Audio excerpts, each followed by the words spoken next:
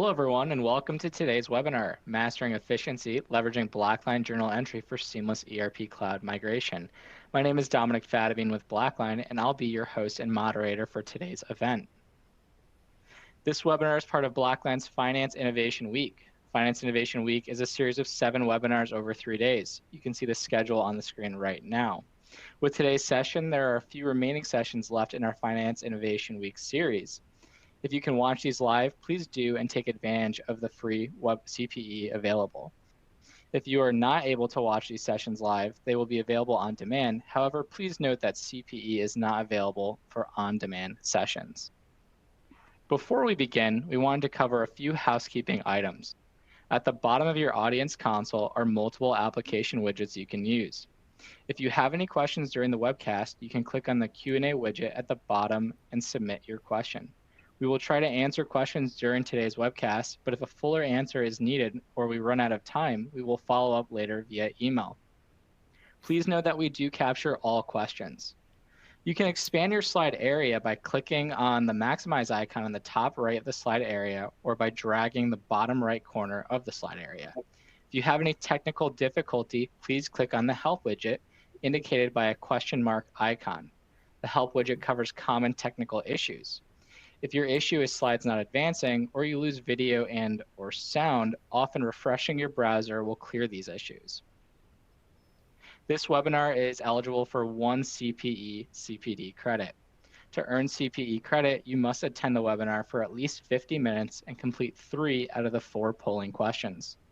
Please click directly on the poll slide to submit your answer. Do not submit your polling response via the Q&A widget. Polling questions will be up for about 1 minute, so please select your response promptly. If you met all the requirements, you will receive your CPE certificate via email within 1 week via email from cpe@transformation.blackline.com. Please make sure to safe list this email address. Again, that's cpe@transformation.blackline.com. If you have any questions or concerns, feel free to email that same email address. You can track progress of your CPE certification using the CPE certification widget noted by the CPE icon at the bottom of your console. With that, I'll turn it over to our partner, RGP, for today's presentation. Karen, Laura, thank you for joining us today. Thank you. Thank you. Hi, everybody. Welcome to today's session on leveraging BlackLine Journal Entry for seamless ERP cloud migration as part of BlackLine's Finance Innovation Week. My name is Karen Weir, and I will be one of the 2 presenters today. I'm with the Finance Transformation Practice, and I'm presently focused on our BlackLine solutions. I've been with RGP for almost 6 years. Prior to joining RGP, I held various roles in corporate accounting, public accounting, and literally every and any type of audit you can think of. And I'm Laura Knudsen, presenting alongside Karen. I'm part of the finance transformation as well as our technical accounting practice and also part of our BlackLine team. I've been with RGP for over 4 years. Immediately prior to joining RGP, I was in corporate accounting and also spent extensive time in technical accounting and financial reporting. But enough about us, let's get to the good stuff.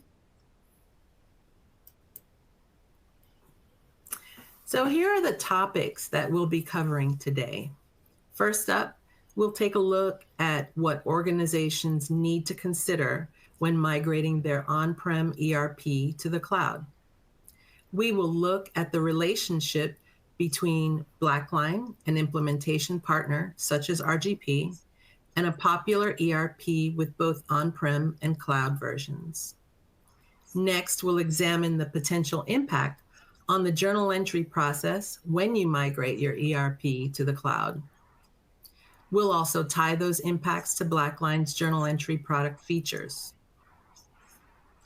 Lastly, we will talk about our approach to assisting clients on their journal entry journey.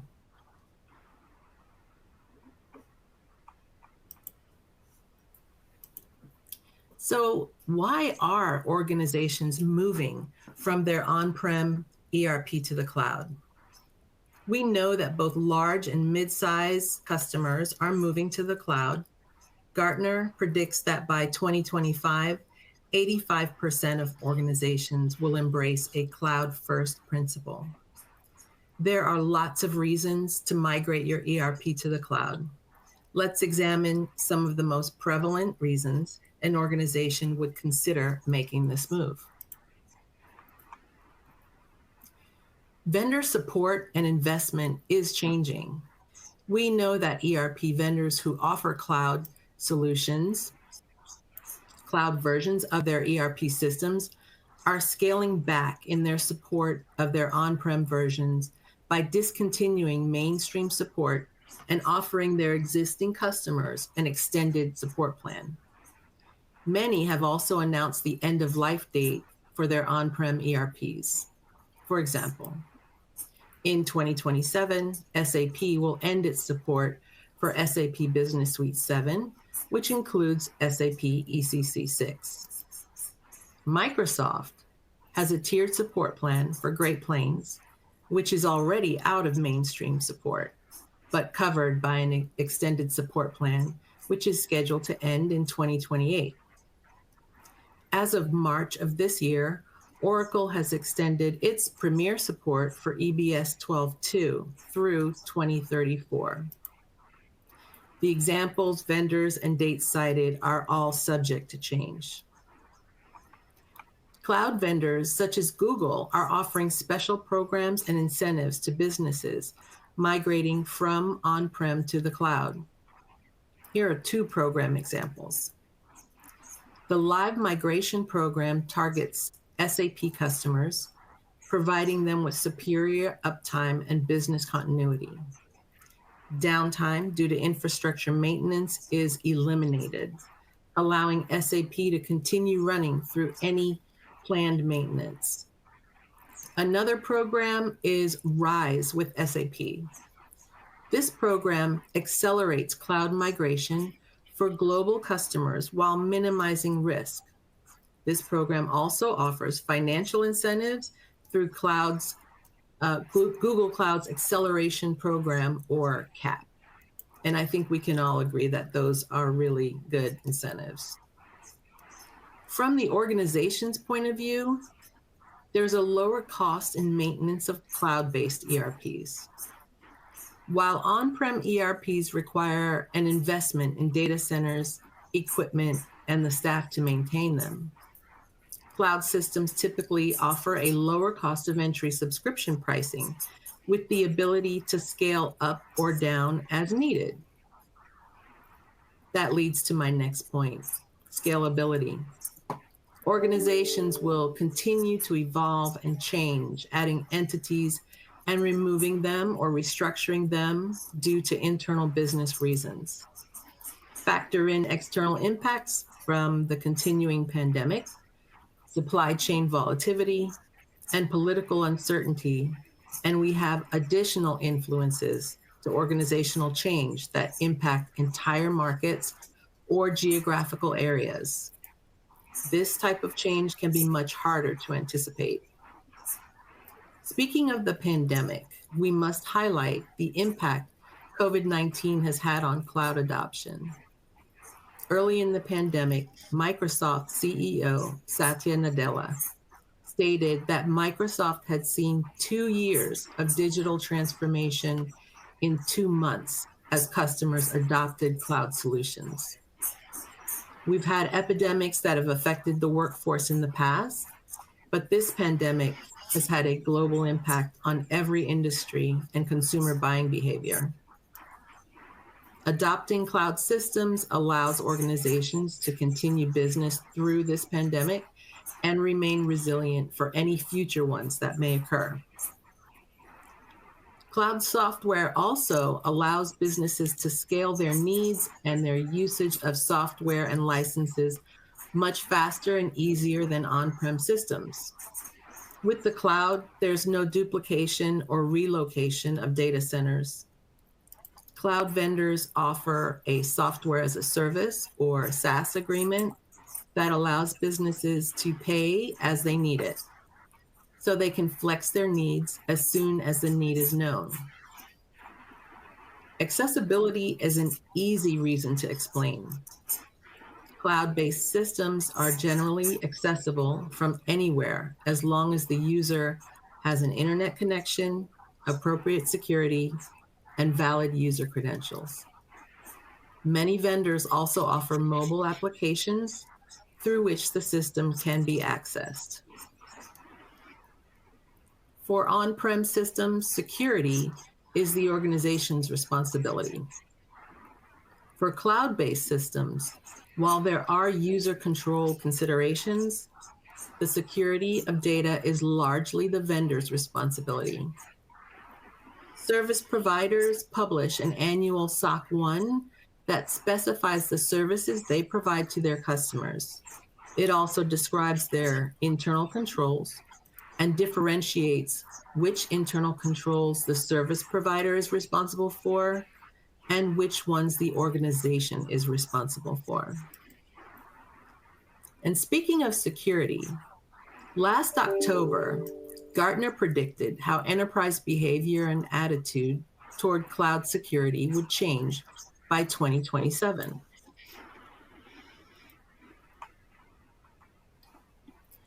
For those of you not familiar with Gartner, they are an information technology research and consulting firm. They are highly respected, and they publish white papers and studies that inform and influence decision-making in approximately 90 countries. The chart on the left of this slide measures enterprise behavior. Gartner forecasted the percentage of enterprises relying on cloud security would move from 50% to 90% by 2027. On the right, we see the forecasted change in attitude.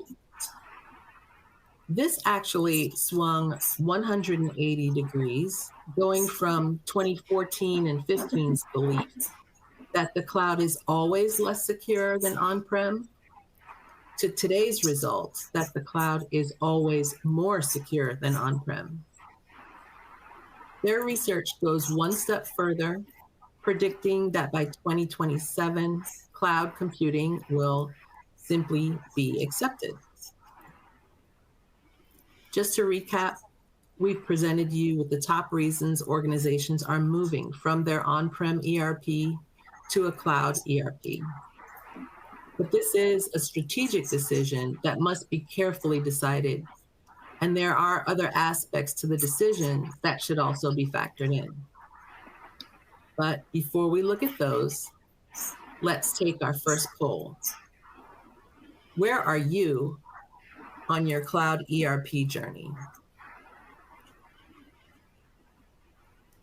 Already migrated to our cloud ERP, planning to migrate within the next 2 years. We have no plans to migrate to cloud ERP. I'm not sure what our plans are.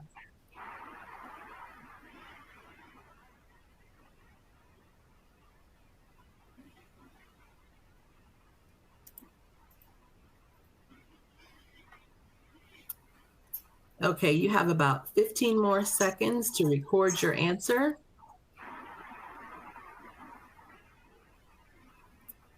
So far, the responses are looking pretty interesting. Don't you think, Laura? Definitely. Well, as you said, I think companies know that it is coming. It's more just biting the bullet on when they take the plunge.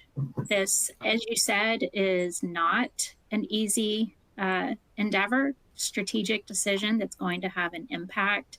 So it's just biting the bullet on when they take the plunge.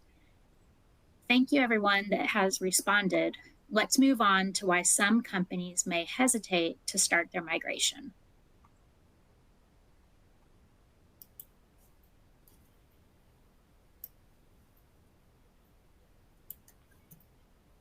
Okay, so we've talked about the reasons an organization would choose to move to a cloud ERP.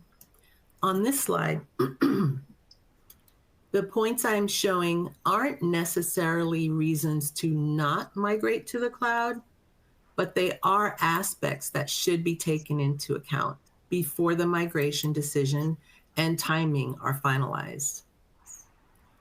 On-prem ERP customizations are pretty commonplace, and often organizations do not update their on-prem systems in order to preserve those customizations.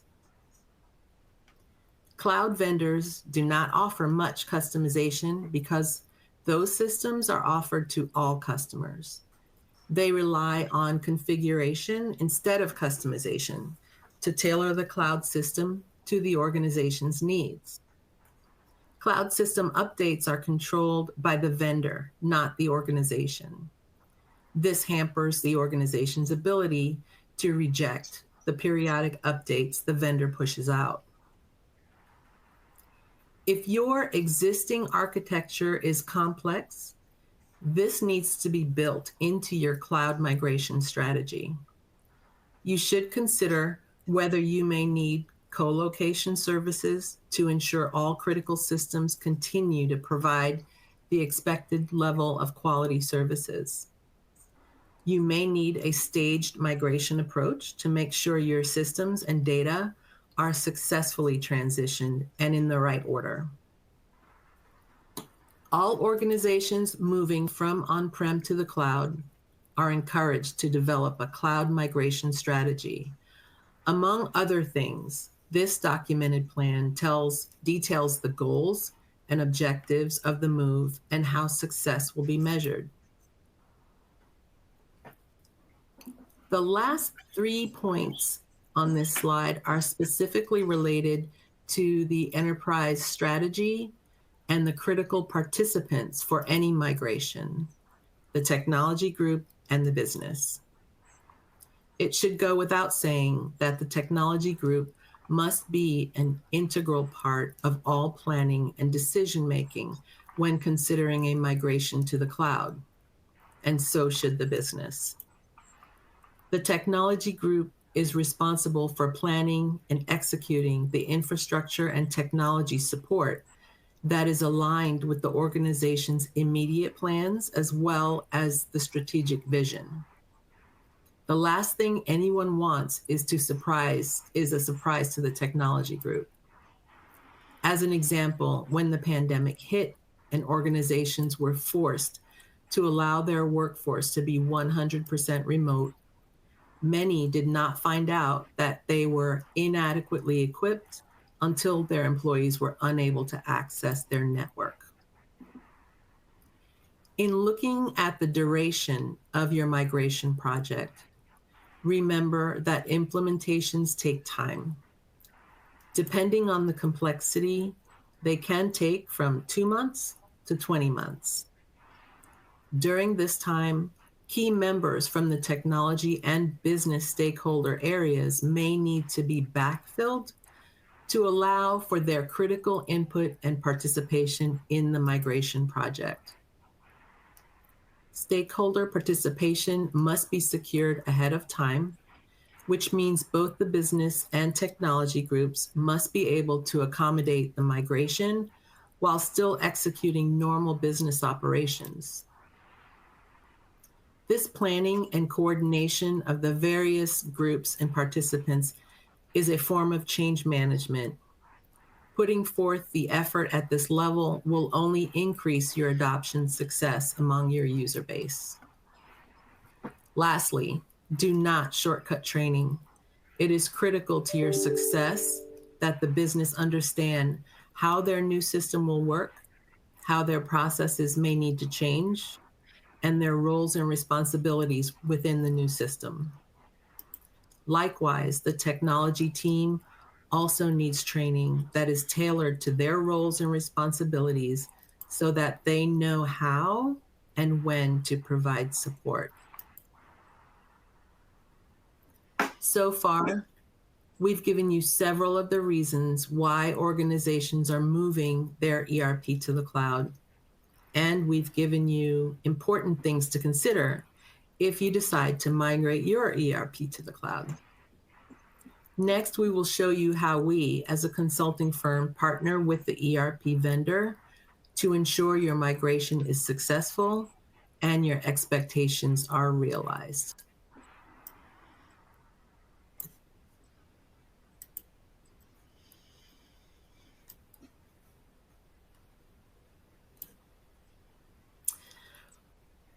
Using SAP as an example, we show you how the relationships between BlackLine, RGP, and the software vendor can work. We have to note that each ERP and the relationship with BlackLine may be different. Starting at the bottom of this graphic, RGP has been an advisory partner for SAP since 2020. We do not act as a systems integrator, but we support implementations and perform other ancillary work. During our last fiscal year, we successfully completed approximately 250 SAP engagements for over 100 clients. Moving clockwise, RGP has been an implementation partner for BlackLine since 2006. We are certified in BlackLine products, and our implementation consultants are required to recertify on the Delta features and functionality annually. We implement new products for our customers, and we optimize existing products as needed. Continuing clockwise, SAP is also a BlackLine partner. I'm told that about a third of BlackLine customers run SAP. BlackLine and SAP have a special agreement that allows SAP to resell BlackLine products on SAP contracts. The reason for this is BlackLine has developed functionalities that complement SAP, and SAP has no desire to take on building these capabilities into its business solution. This agreement allows SAP to sell BlackLine solutions as SAP solution extensions.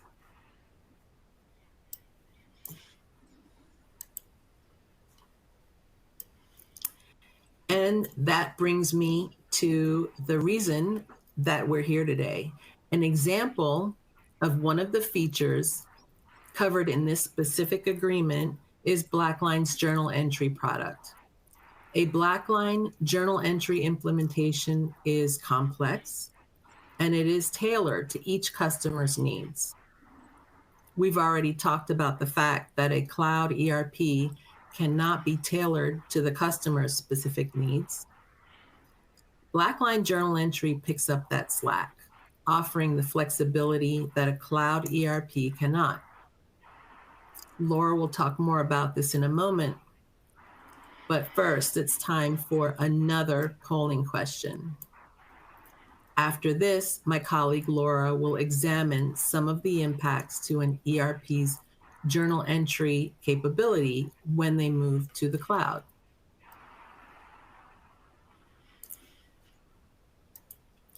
Which BlackLine product is your favorite? Account reconciliation, task management, journal entry, or transaction matching?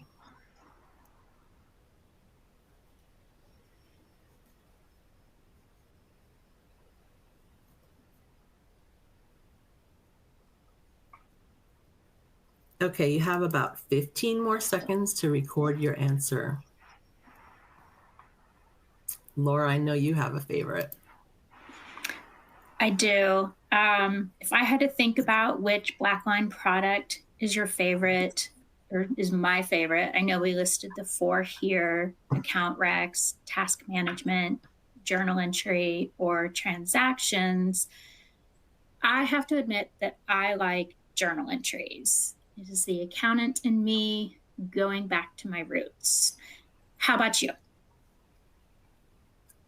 I'll admit that journal entry is growing on me, but transaction matching is my favorite because I like the logic. All right.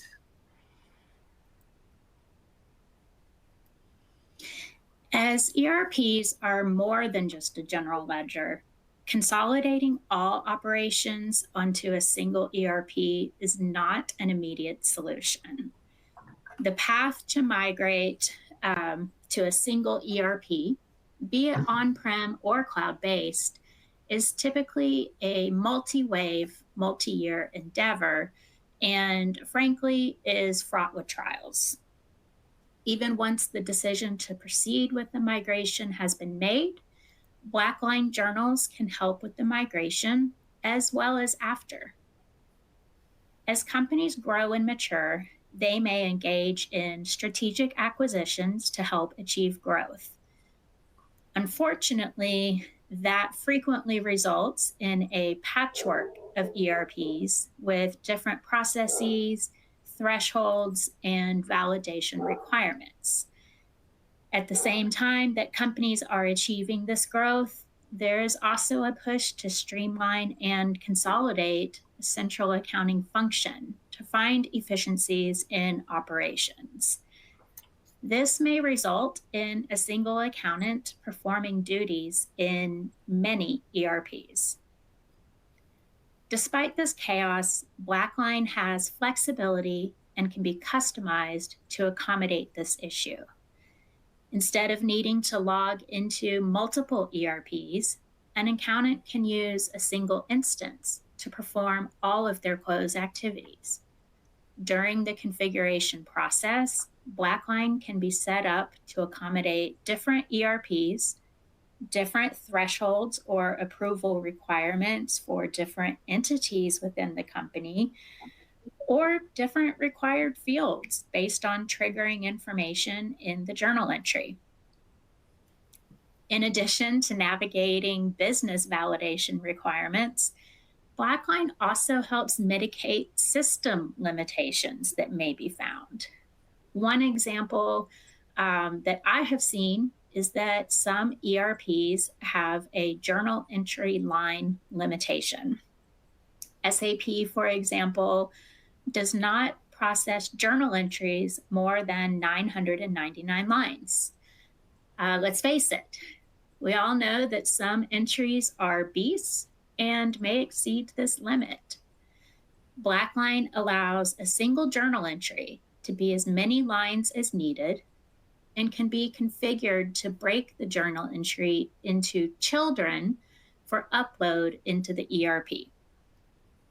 This allows the user to prepare one journal entry, but successfully upload the entry within the ERP constraints. As new opportunities are acquired or new business lines developed, an additional byproduct of the growth is that supporting documentation for the journal entry may be stored in nonsensical locations. Frankly, there have been many times that I needed to bookmark different locations to store various backup support. There was no way I was going to remember the various locations. So who here has been asked by an auditor for backup support and had that flash of sheer terror while thinking to yourself, I really hope I can find that? BlackLine instead can provide a single location for all of this support. In addition, the auditors can be given access to BlackLine so that they can pull their own. It may just be me, but providing the response of please pull directly from BlackLine in response to a PBC list is extremely satisfying. With that, apologies to any auditors here today. I mean that in the most professional way possible. Do you really, though? No, I don't. I paid my dues. I am allowed to say that. All right, back to the topic at hand. Most of the above can help companies that have not yet or are still in their journey to cloud-based ERPs. However, BlackLine can also help companies that are at the end of their journey or have already completed their transition to cloud-based ERPs. I want to point this out to reassure that work done on a BlackLine implementation isn't throwaway efforts for an entity as they do their migration to cloud. It simply enhances it.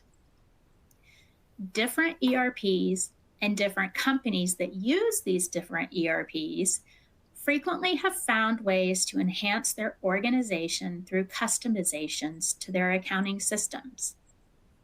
As Karen previously mentioned, on-prem ERP customizations are commonplace. These customizations translate to valuable data points for management, but may not directly correlate to the general ledger. While, as Karen highlighted, there are many advantages to moving to cloud-based ERPs, the loss of these customizations should not be disregarded. This is another area that BlackLine is able to help bridge the gap in user experience between on-prem and cloud-based ERPs. During implementation, BlackLine can be configured to capture any information that executive leadership may find valuable, but that may not have a home in the accounting system. Some clients may want to know why a journal entry was created. Was this an error correction? Maybe we can eliminate those. Is this a current process limitation? Can we fix our process or normal course of business? Why is this normal course of business? By identifying why a journal entry was required, leadership can start to assess if that journal entry is needed. Up until now, we've talked theoretical. How does this translate into real savings? BlackLine journals can provide end-to-end automation of journal entries. Does your company have a journal entry that is exactly the same every month? Maybe the audit fees accrual. You set it once, and for the next 11 months, it's the exact same. You can set up a journal entry that immediately posts every month. Approve it once and forget about it until year end when you need to adjust the fees. What about journal entries that come directly from a reconciliation? Maybe your prepaids, where you would like to set up the amortization schedule once and forget about the timing of the prepaid. BlackLine journals, I like to say it plays well with the other BlackLine products and can be set up to automatically create a journal entry based on your account reconciliations or even such as your matching products. Some journal entries require significant calculations, frequently by reviewing multiple data sources and creating complex Excel files to perform the calculations. Think about your bad debt allowance. What if your calculation is a combination of aging and specific vendors? As a reviewer, you spend more time reviewing the calculations to make sure that they point to the correct cell month to month than determining if the journal entry actually makes sense. BlackLine automated journal definitions can be developed to take this data source and perform these calculations, providing you peace of mind that the journal entry calculation is correct. This frees up time for you to think about, does this make sense? What does this mean for the business? During close, I frequently needed daily touch points with my team to see where they were in close. We had a close checklist that we would review together. Didn't take a ton of time, maybe 15 minutes a day. We'd then turn around and report out to our chief accounting officer on the status of close. Again, not a ton of time, but all told, 30 to 45 minutes of each day during close, a time when, frankly, every minute counts just to get a pulse check of where the team stands. This was not a great use of anyone's time. Instead, BlackLine's dashboard availability provides real-time reporting of where a team is in the close process. BlackLine journals can interface with tasks to allow tasks to be automatically closed when an entry is uploaded. This would allow executive leadership to look at the close status whenever they wanted, which not only eliminates the daily calls, but also, frankly, eliminates the pings in teams to see how things are going. However, unlike with the auditors, I probably wouldn't reply, "Please pull directly from BlackLine," when asked for an update by the Chief Accounting Officer. I would think it, but I wouldn't say it.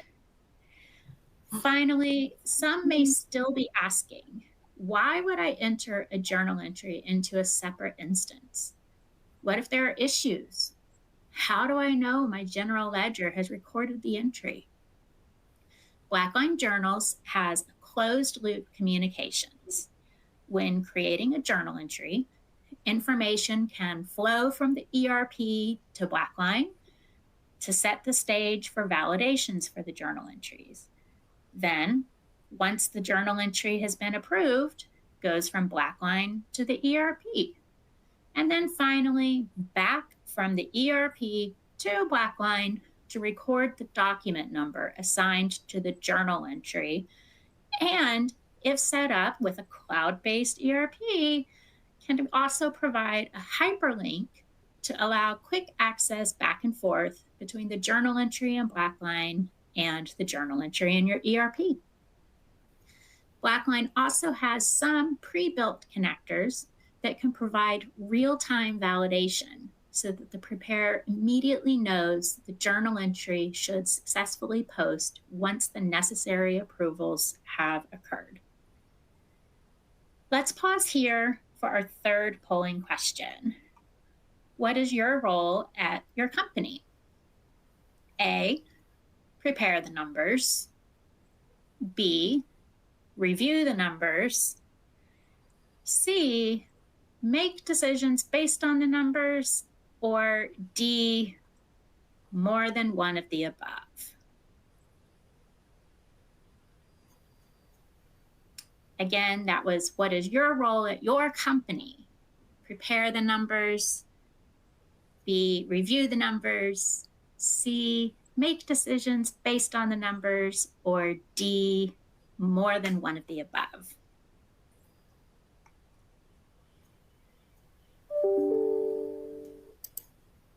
Okay, you have about 15 more seconds to record your answer. Laura, what was your role in corporate accounting? Definitely D. More than one of the above. It felt like it depended on which day of the week, month, or year you're talking about. I think we all wear a lot of hats in accounting. Yeah, I knew that. To bring this full circle, how can RGP help with the implementation and enhance your BlackLine experience? As Karen previously mentioned, we bridge the gap between BlackLine and your needs, creating a smooth path to a successful implementation.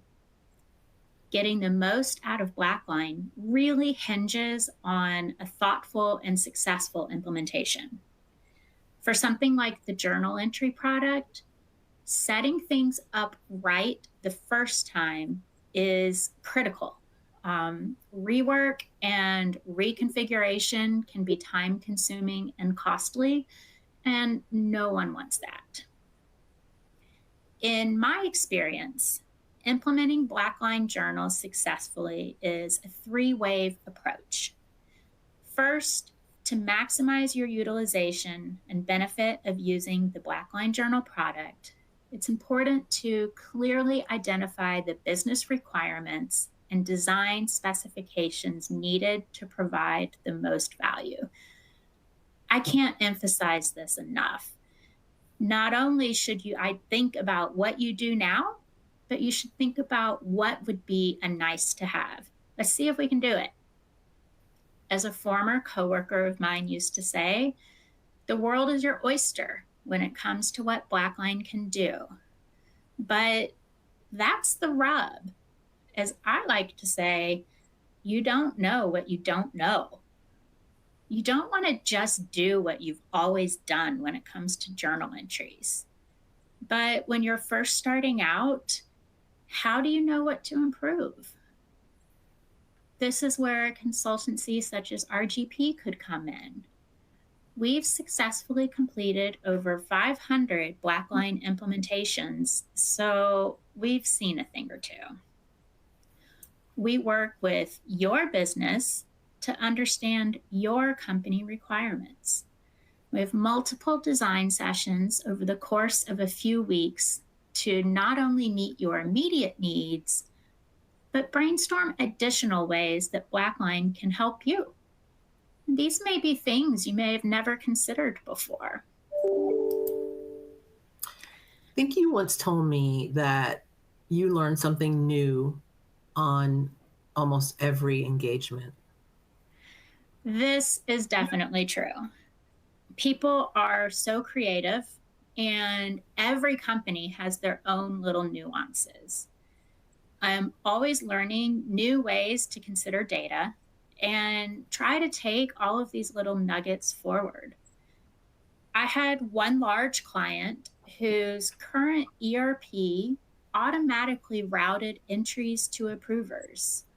So in some cases, the preparer didn't even know who the reviewer was for their entry. That killed me. As you know, a former corporate accounting controller, how do you not know who is going to review your journal entry? But that one was a doozy. We had to build an approval waterfall based on the company code, GL account, product line, dollar amount of the impact to the P&L in USD, and the group that the individual was in. This way, the preparer didn't need to know who approved their journal entry. BlackLine took care of all of that for them. We had quite a few design sessions to figure that one out. Most companies aren't quite that complicated, but it was fun to develop and is a great example of what BlackLine is capable of. Once we have figured out what your journal entry or journal entry template or templates look like and your approval matrix, RGP then works directly with BlackLine to ensure that these needs are met during the development of your template. Concurrent with the creation of the template by the BlackLine development team, we work with your IT department to set up all of these connections so that data can flow back and forth. I consider this the second wave of the implementation. During this time, the business isn't super involved as the bulk of the work is done behind the scenes at BlackLine. However, the business isn't completely off the hook as this is when the test scripts for UAT are built out. Once the template has been created and BlackLine is successfully passing information to and from the ERP, we move into the third wave, user acceptance testing and training. The business comes back into play as they run through the test prepared. We try to use real journal entries, and we prepare both positive and negative tests. Not only do we want good journal entries to go through, we want BlackLine to stop bad journal entries. After user acceptance testing is completed, then comes the fun stuff. We provide customized training using your journal entries, setting your users up for a successful launch of journals. We ensure that each of the end users are poised for success, and we have trained the trainers who are trained to help each other continue to maximize their benefits from BlackLine. I love the last day of training. This is when we have asked everyone to upload a few entries, and every time I hear the same thing. That was a lot easier than I thought it would be. For companies that have already implemented journals, we also provide optimization evaluations to see if there are areas you can gain efficiencies through journal masters, automated journals, tightening up your SOX controls, or if there are other reporting or audit needs that you may have.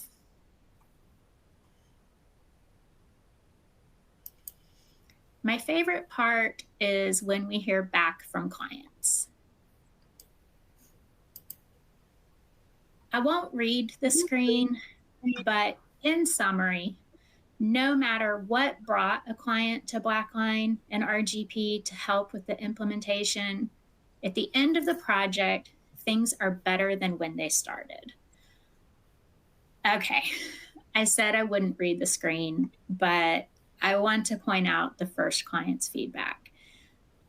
I haven't decided if this is a good thing or a bad thing.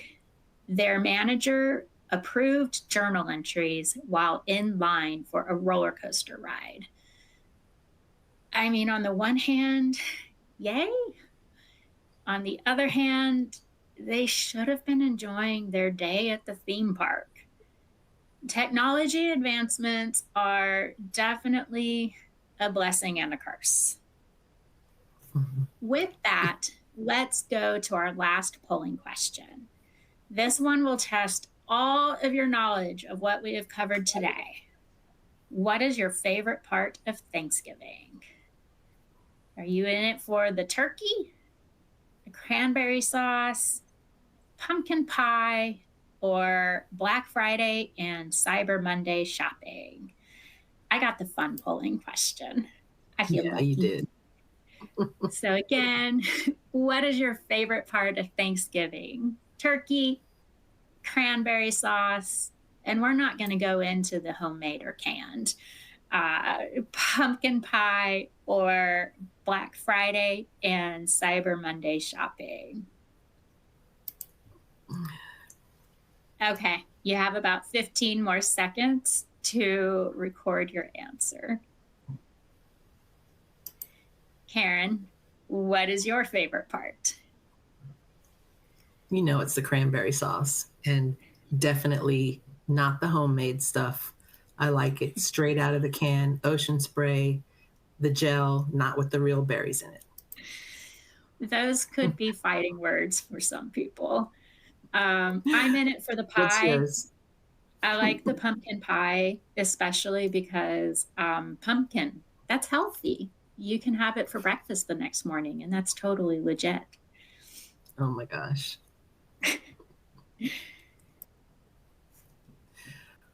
Well, this has brought us to the end of our presentation. I hope everyone has learned a little bit today. If you have any questions, please don't hesitate to reach out to us at blackline@rgp.com. And it looks like we've gotten a few questions in the chat. Dominic, that's right. We've gotten quite a few questions in the chat here, so we'll see. We got a few minutes and see what we can ask. But I will say, pumpkin pie is by far my favorite reason of Thanksgiving. But anyways, going with a few of the questions here, and great session. But looks like one of the first questions we got here was, do you think SAP and other ERPs will move their support termination dates again? I think it's possible. That's really up to the various ERP companies, as they've got a lot of considerations specific to the dates they've set and their customer base that is impacted. We recommend that, you know, as an organization, you monitor your ERP or the ERPs you're considering migrating to, so that you continue to make the best decisions for your organization. This is what we do also. I mean, we have an ERP and we're going through a migration now as well. And we're monitoring, and we advise you, as we do, to remain vigilant. You know, we do that as a consultancy, as an ERP customer as well. Since the release of S/4HANA in 2010, SAP has established and then rearranged end of support deadlines for 2017, 2019, 2025 for various reasons. So, I mean, we can see the history. Oracle has changed its date for JD Edwards Premier Support 7 different times. So it's likely it could happen again. Okay, great. And thanks for the context there too. So another question that came in, what are some of the key challenges in implementing journal entry that we should be aware of? So the first, in my opinion, is stakeholder support and tone at the top. I know that sounds a bit cliche, but it can make or break a project. This is a huge undertaking. Having the support from the top, messaging down, and being cognizant of the demands that this is going to take for the various teams enterprise wide. It's a huge undertaking. And so having that also helps generate the stakeholder support from the bottom. And this can encourage buy-in, which frankly then helps with the success at the end of the journey. I had one large client that had a meeting every 4 to 6 weeks to discuss status and provide an opportunity for the users to ask questions. They solicited questions before and after the call for people to bring up concerns. Just continuing to communicate, I think, is important so that it's not the individuals that are impacted the most don't feel that it's been forced upon them. The second thing is time and bandwidth, especially the IT department. To be frank, most of the delays that I have seen are due to roadblocks and unexpected issues with IT. Developing that communication between BlackLine and the enterprise's system, getting through the security features, this can be complicated. A large client, they didn't fully understand their own firewall provisions. So we had multiple calls to address an issue that should have been relatively straightforward, which leads to having the right people on the calls. It is a group effort across multiple different groups. IT, getting that first connection between BlackLine and your ERP is a group effort. No one person is going to have all the answers. Design and blueprinting, including both doers and reviewers. Reviewers may have the vision of where they want to go, those nice to have, so we're not just doing what we've always done. But sometimes, to be honest, the doers understand some of the pieces that have to happen with the system that you have. So including both can be helpful. Then finally, UAT. Not enough dedication to UAT. Making sure you have a full suite of tests, and then having, an IT representative during UAT. We provide test scripts, but we also want to make sure that you as the client are including the infrequent, but honestly pretty important ones, such as year-end entries or quarter date entries. However, UAT is not training. So having the right people does not translate to having a whole bunch of people. So I think those are really kind of the areas that are some of the challenges. Tone at the top, IT, having those right people, and then making sure you have room for UAT. Another great context to that question too. And I think, there's a number of other questions here, but we're just about out of time for today's webinar. I just want to finish up and close out with a few things. What I do want to say, though, is all of the questions that have been asked, feel free again to ask more for the audience here. We do capture all of them and we'll respond through email after the webinar. So I wanted to start by saying, Karen and Laura, thank you so much for joining. Really a great session. A couple of things to just wrap up, and then we'll close out this webinar. Once again, this webinar was part of BlackLine's Finance Innovation Week series. You can see the schedule again on the screen right here. Please note that there are a few remaining sessions left during Finance Innovation Week, and if you have a chance to watch these live, please do, and take advantage of the free CPE available. Again, sessions will be available on demand if you don't have a chance to watch them live. However, we do not offer CPE for on-demand sessions. And with that, I do want to say again, Karen and Laura, thank you for a wonderful session. And thank you to everyone for attending. Thank you. And thanks to everyone who's attending too. It looks like we have quite a few people for attending today's webinar. Again, remember your CPE certificate will be sent via email shortly after the webinar. We also invite you to complete our survey after the webinar too. We appreciate your feedback. Thank you again and have a great day. Thanks. Bye.